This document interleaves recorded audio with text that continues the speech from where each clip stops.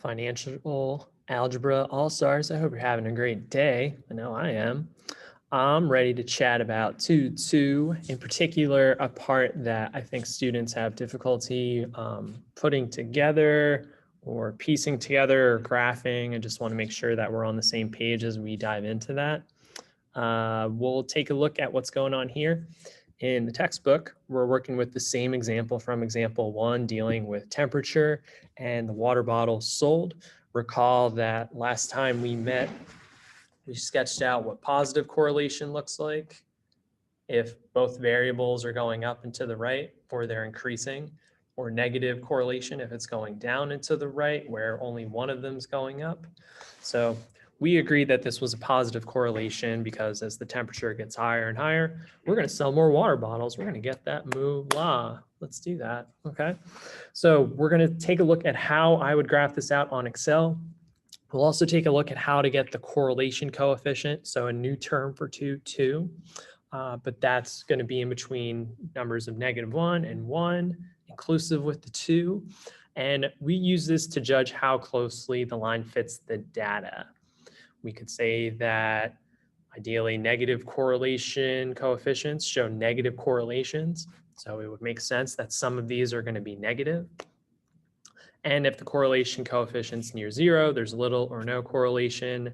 Whereas if it's a strong positive correlation, it's going to be above 0.75. And in addition, correlation coefficients with an absolute value that are less than 0.3 are considered weak correlations. Anything else is just moderate. So the numbers in particular here are 0.3 and 0.75. So I'll actually make a note of that. So anything from 0.3 down is considered weak.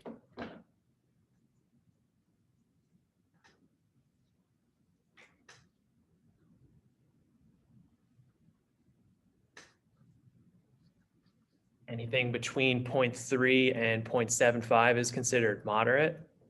And then anything after 0.75 is considered strong as a correlation, meaning that the line of best fit that's going through all of these points is most likely pretty strong. And there's a pretty strong correlation between saying, you know, something that we said before, where as the temperature goes up, we sell more water bottles. It makes sense to us, but even the data and this line shows us that trend. Okay, so we're going to dive into making this. We have all this data here. It looks nice. It looks lovely. We're going to take it to Excel. So I'm just going to denote the one column as degrees in Fahrenheit.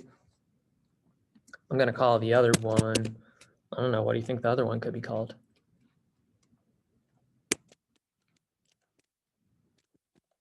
Number of water bottles sold. That sounds good to me. I'll even extend this so I can get a little bit more room. I'm just going to run through these points. I'll let you fast forward a little bit if you want to dive to the next part.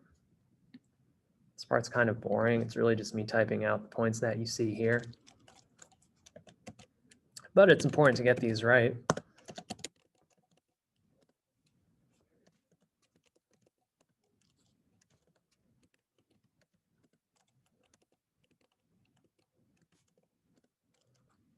Two more.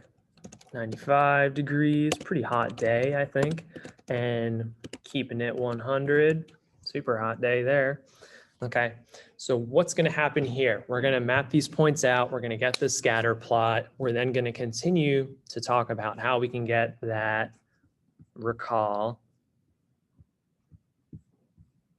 correlation coefficient. So again, I'll keep this on hand if you forget what we're talking about or what we're doing. So I have all of my points. I'm going to highlight everything. So I'm clicking on A1. I'm then clicking and dragging. So I highlight everything because, you know, I'm trying to get all those points in my graph. No, that seems crazy. But I highlight everything. I'm then clicking insert. Same way that we've done in the past, making the pie charts and the bar graphs. I'm then clicking the scatter plot button. So XY, scatter. I get a nice graph. It's okay. I don't think it's super spectacular because I see that it's kind of dodging a lot of information between 0 and 60 degrees. So I'm going to actually modify this by double tapping the x-axis. I'm going to have this kind of split between 60 degrees and let's go, 105s. Okay, yeah, sure. All right. So I have my graph, I have my points. It seems okay. And so once you've selected your chart, you can click Add Chart Element. We can then get the line of best fit. If we go to Trend Line and click Linear, we can then click our line and get a little bit more detail there. Because, we're trying to talk more about this. So if we double tap the line, we then see that we could change this up, the type of line, but since everything's kind of moving in a straight pattern, linear is the best way to go about getting this line of best fit. So what can we do here? The two things in particular that are going to help us out is because, or let me elaborate on why this is going to help us out. The line of regression, so the whole concept of 2-2 is this regression line. And in this case, if we click display equation on chart, we get the equation for our scatter plot. That's pretty cool, right? Normally you can do this on a calculator, but I'm focusing on Excel just for now because my calculator is broken. Don't tell anybody. And so we get this equation here, which I think is pretty nice. And I'm going to take that out to here.